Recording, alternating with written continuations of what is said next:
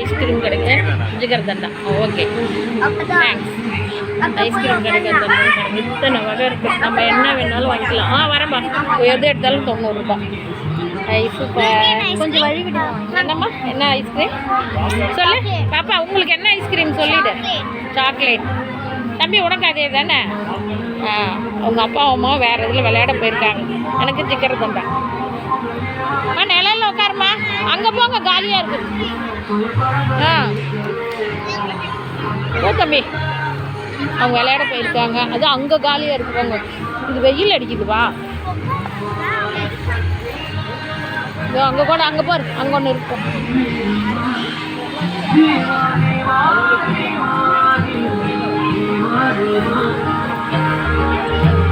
உட்காரு தம்பி.